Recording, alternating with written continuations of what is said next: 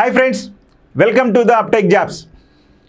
ఈ సెషన్లో మనం మన కేంద్ర హోంమంత్రిత్వ శాఖ పరిధిలో ఉన్నటువంటి office of the register general and census commissioner of India ORGI విడుదల చేసినటువంటి సివిల్ రిజిస్ట్రేషన్ సిస్టమ్, దీనినే మనం CRS అంటాం.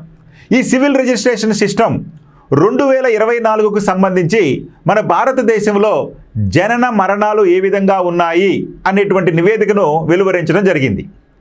యాక్చువల్గా ప్రతి రాష్ట్రం కూడా ఈ సివిల్ రిజిస్ట్రేషన్ సిస్టమ్కు ఆయా రాష్ట్రాలలో ఆయా సంవత్సరాలలో జన్మించినటువంటి వివరాలు, మరణాల యొక్క వివరాలు ఇవి క్రమం తప్పకుండా పంపించడం జరుగుతుంది.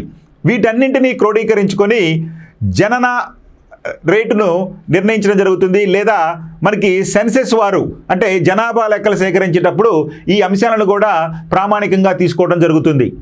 మరి ఇప్పుడు జనన గణాంకాలు జరుగుతూ ఉన్నాయి.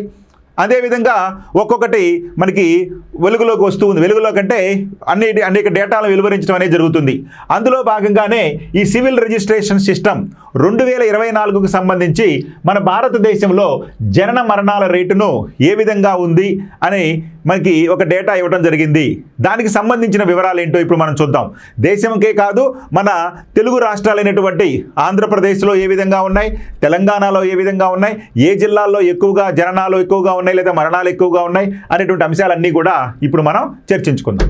మరి 2021 తర్వాత 2024లో అత్యధిక మరణాలు నమోదైనాయి అని చెప్పి ఈ గణాంకాల వల్ల మనకి తెలుస్తుంది. అంటే మరి 2021లో నమోదవడానికి కారణం ఏంటండి? 2021లో నమోదవడానికి ప్రధాన కారణం కోవిడ్ మహమ్మారి. మరి కోవిడ్ మహమ్మారి వల్ల మన దేశంలో అత్యధిక మరణాలు ఇప్పటి వరకు జరిగినటువంటి సంవత్సర లెక్కల ప్రకారం తీసుకుంటే అత్యధికంగా మరణాలు ఒక సంవత్సరంలో ఎప్పుడు సంభవించినాయి అంటే 2021లో సంభవించినాయి.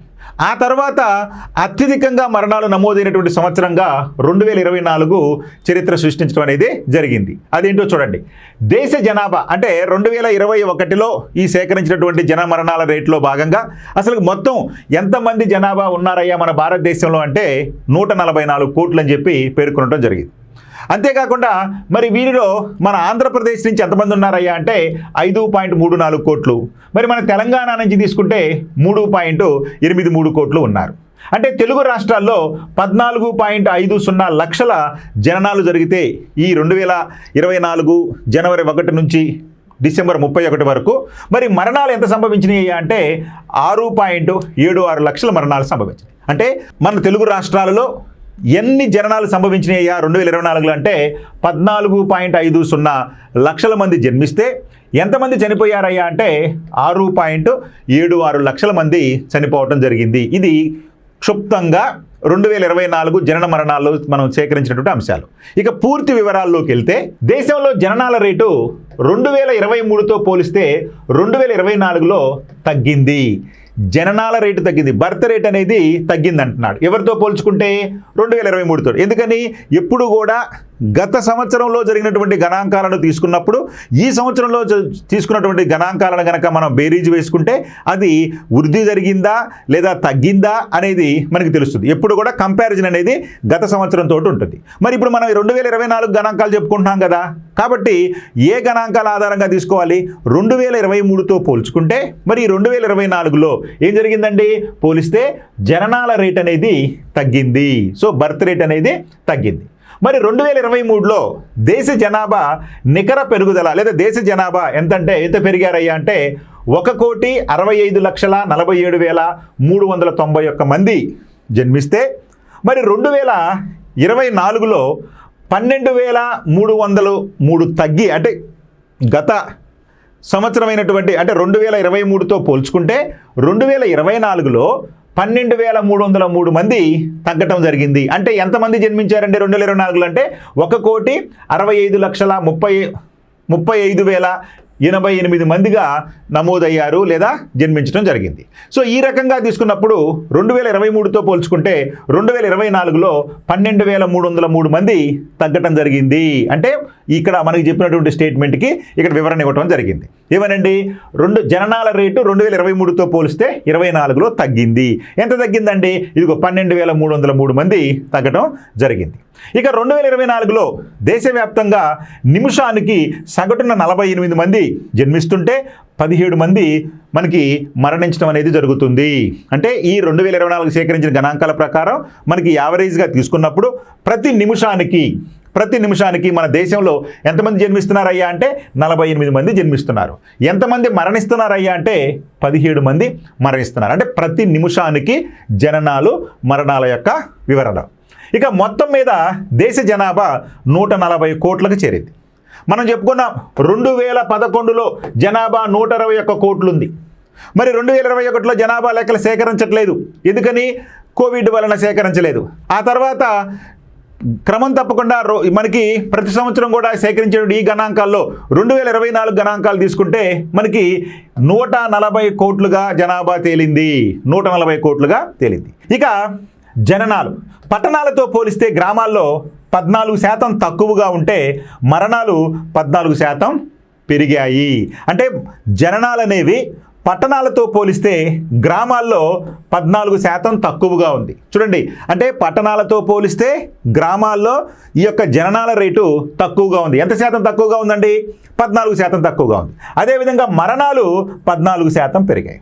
మరణాలు వచ్చేసి 14% పెరిగాయి. అంటే పట్టణాలతో పోలిస్తే గ్రామాలలో ఈ యొక్క జననాలు 14% తక్కువగా ఉంటే మరణాలు 14% ఎక్కువగా ఉన్నాయి. సో ఇవి బాగా ఇంపార్టెంట్ పాయింట్ గుర్తుపెట్టుకోవాలి.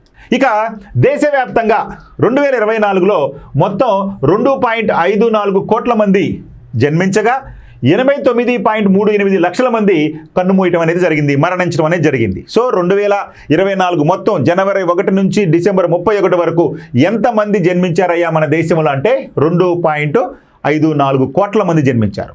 మరి ఎంతమంది మరణించారయ్యా అంటే 89.38 లక్షల మంది మరణించడం అనేది జరిగింది.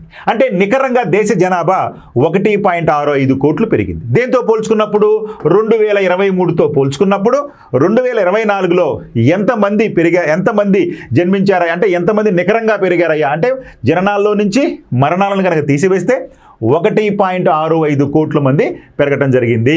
అంటే నికరంగా దేశ జనాభా 1.65 కోట్లు పెరగటం జరిగింది. ఇక 2023లో జననాలు 2.52 కోట్లు ఉండగా 2024లో జననాలు 2.54 కోట్లకు పెరిగింది.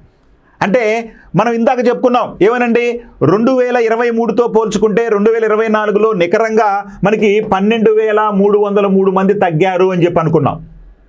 మరి కానీ ఇక్కడ జనాభా చూస్తే ఏమవుతుంది, 2023లో 2.52 కోట్ల మంది జన్మిస్తే 2024లో 2.54 కోట్ల మంది పెరిగారు అంటే జన్మించారు. అంటే 2023తో పోల్చుకుంటే 2024లో ఎక్కువ మందే జన్మించారు. కానీ మరణాలు ఎక్కువగా ఉండటం వలన లేదా మరణాలు ఎక్కువగా సంభవించడం వలన 2024లో అంతిమంగా మరణాలు అధికంగా ఉన్నందువలన అంతిమ జనాభా 12,303కి తగ్గింది. ఇప్పుడు అర్థమైందండి. అంటే జనాభా పెరుగుదల అంటే జననాలు అనేది 2024లో ఎక్కువగా ఉన్నప్పటికీ 2023తో పోల్చుకుంటే 2024లో మరణాలు ఎక్కువగా పెరగటం వలన నికరంగా వచ్చేసరికి 12,303 మంది తగ్గటం జరిగింది 2023 తోటి పెరుగుదలతో పోల్చుకుంటే. ఇది ఇక్కడ మనం గుర్తుపెట్టుకోవాలి. ఇక దేశ చరిత్రలో 2021 తర్వాత అత్యధిక మరణాలు 2024లోనే నమోదయ్యాయి. సో భారతదేశ చరిత్రలోనే 2021 తర్వాత అత్యధికంగా మరణాలు 2024లోనే సంభవించాయి అని చెప్పి ఈ గణాంకాలు మనకి చెబుతున్నాయి. ఇక 2021లో మరి అత్యధికంగా నమోదయ్యారనుకున్నాం కదా మరణాలు ఎంతయ్యా అంటే 2021లో 1.01 కోట్ల మంది మరణిస్తే 2024లో 89.38 లక్షల మంది మరణించారు. సో భారతదేశ చరిత్రలో అత్యధికంగా మరణాలు సంభవించిన సంవత్సరంగా 2021 ఉంటే ఎంతతోటి 1 లక్ష మందితోటి ఉంటే 1.01 కోట్లతోటి ఉంటే మరి 2024లో 89.38 లక్షల మంది మరణించడం జరిగింది. ఇక 2023లో 86.60. చూడండి 2023లో 86.60 లక్షల మంది మరణించారు. కానీ 2024లో 89.38 మంది, అంటే 89.38 లక్షల మంది మరణించడం అనేది జరిగింది. ఇక దేశంలో ఎక్కడ జనన మరణాలు సంభవించినా సమీపంలోని గ్రామ పంచాయతీ లేదా మున్సిపల్ కార్యాలయాల నుంచి ధృవీకరణ పత్రం తీసుకోవాలనే నిబంధన ఉంది. మరి వీటి రిజిస్ట్రేషన్కు ప్రత్యేక పౌర నమోదు వ్యవస్థ, దాన్నే సివిల్ రిజిస్ట్రేషన్ సిస్టమ్ సిఎస్ఆర్ను కేంద్రం చెప్పుకున్నాం కదా. ఈ సిఎస్ఆర్ ఎవరి ఆధ్వర్యంలో ఉంటుందండి? సిఎస్ఓ అంటే కేంద్ర గణాంకాల శాఖ. ఈ కేంద్ర గణాంకాల శాఖ ఎవరి ఆధ్వర్యంలో ఉంటుందండి? కేంద్ర హోంమంత్రిత్వ శాఖ. సో ఈ విధంగా ఈ యొక్క సివిల్ రిజిస్ట్రేషన్ సిస్టమ్ అనేది ప్రతి గ్రామం అంటే ప్రతి గ్రామం నుంచి ఎవరు ఎప్పుడు పుట్టారు, ఎవరు ఎక్కడ ఎంతమంది చనిపోయారు అనేటువంటి గణాంకాలు సేకరించడం అనేది జరుగుతుంది. ఇది క్రమం తప్పకుండా జరిగేటటువంటి చర్య. రైట్. మరి ఇక 2024 ఈ జనన మరణాల్లో లింగ నిష్పత్తి ఏ విధంగా ఉందో చూడండి. లింగ నిష్పత్తి అంటే ఏంటండి? Sex ratio. సెక్స్ రేషియో అంటే ఏంటండి? ప్రతి 1000 మంది పురుషులకు ఎంతమంది స్త్రీలు ఉన్నారు అని చెప్పేదే లింగ నిష్పత్తి లేదా స్త్రీ పురుష నిష్పత్తి. మరి జననాల లింగ నిష్పత్తి దేశవ్యాప్తంగా తీసుకున్నప్పుడు మొత్తం జననాల్లో బాలురు 52.5% మంది ఉంటే బాలికలు 47.5% ఉన్నారు. అంటే జననాల్లోనూ ఇక్కడ చూడండి, జననాల్లో బాలురు ఎక్కువ శాతం సంభవిస్తుంటే అదేవిధంగా బాలికలు మాత్రం తక్కువగా. అంటే మనకి ఈ జననాల్లో మొత్తం సంభవించేటటువంటి జననాల్లో 100 మంది జన్మిస్తుంటే 100 మందిలో 52.5 మంది బాలురుగాను 47.5 మంది బాలికలుగాను ఉన్నారు. ఇక అత్యధిక స్థానాల్లో అంటే ప్రతి 1000 మంది బాలురకు అత్యధికంగా బాలికలుగా మనకి అరుణాచల్ ప్రదేశ్లో 1050 మంది జన్మిస్తున్నారు. అంటే మనకి సరాసరి తీసుకున్నప్పుడు ప్రతి 1000 మంది బాలురకు అత్యధికంగా బాలికలు ఎక్కడ జన్మిస్తున్నారయ్యా అంటే అరుణాచల్ ప్రదేశ్లో జన్మిస్తున్నారు. ప్రతి 1000 మంది బాలురు జనంలో 1050 మంది బాలికలు ఉంటున్నారు. ఇక అండమాన్ నికోబార్ దీవుల్లో 984, మేఘాలయలో 972, కేరళలో 970 సంభవించడం జరుగుతుంది. అంటే ప్రతి 1000 మంది బాలుర జననాలకు 1050 అరుణాచల్ ప్రదేశ్లో ఉంటే బాలికలు, అండమాన్లో 984, మేఘాలయలో 972, కేరళలో 970 సంభవించడం జరుగుతుంది.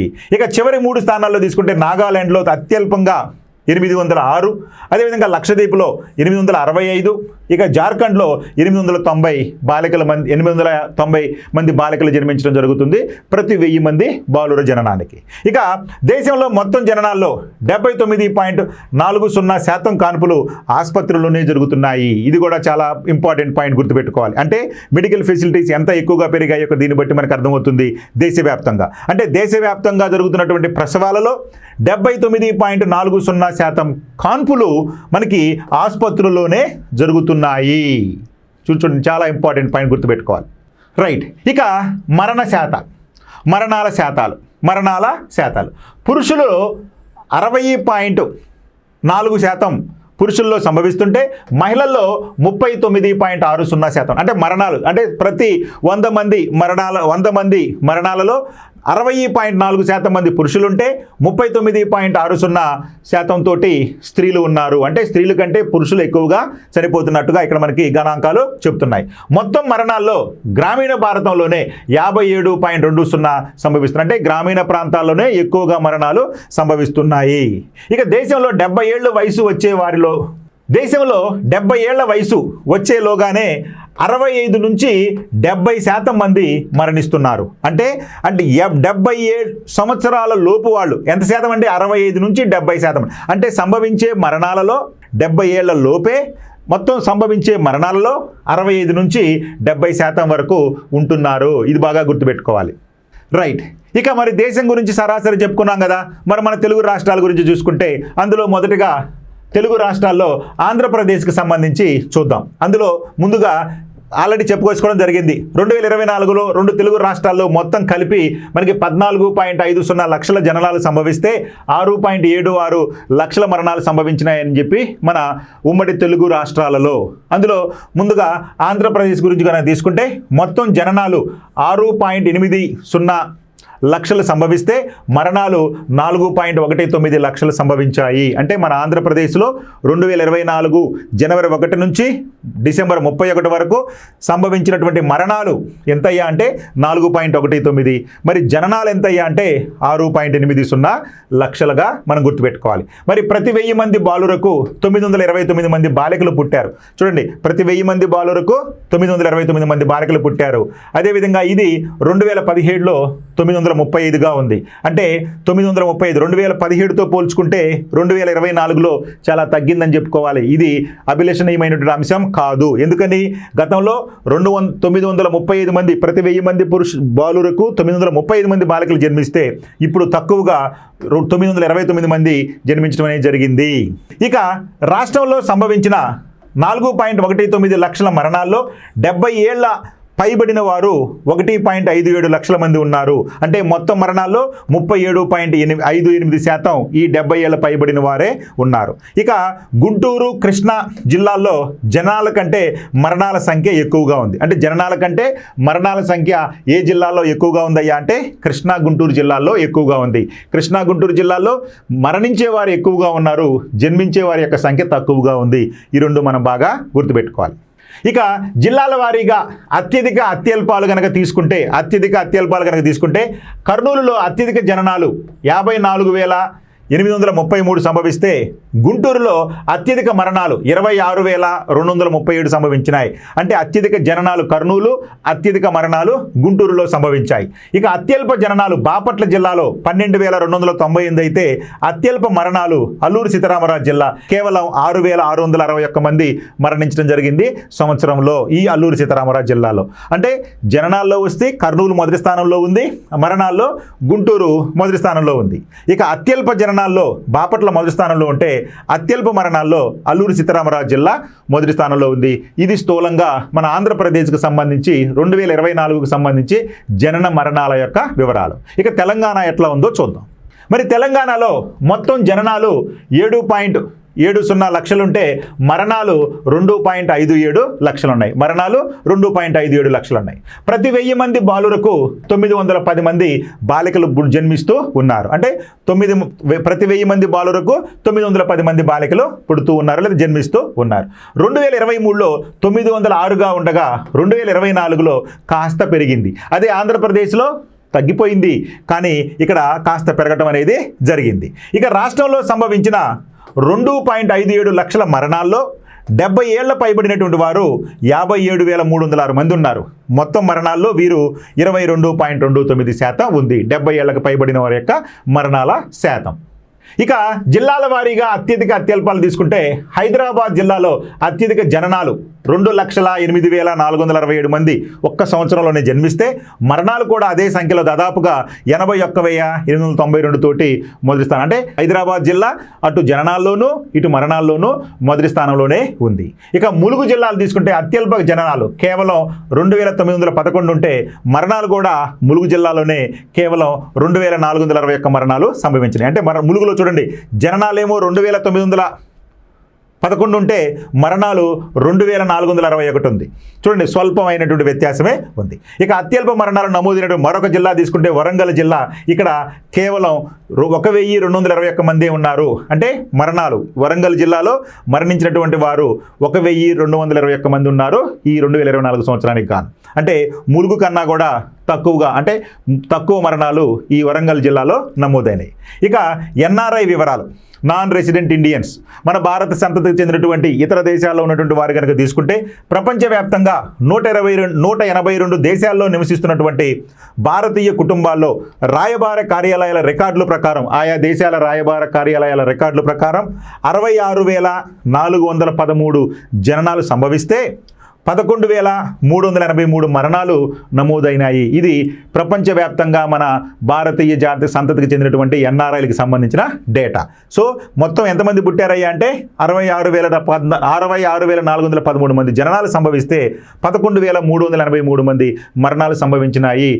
ఈ ప్రపంచవ్యాప్తంగా మన భారతీయ ఎన్ఆర్ఐలకు సంబంధించినటువంటి జనన మరణాల వివరాలు. Okay, thank you.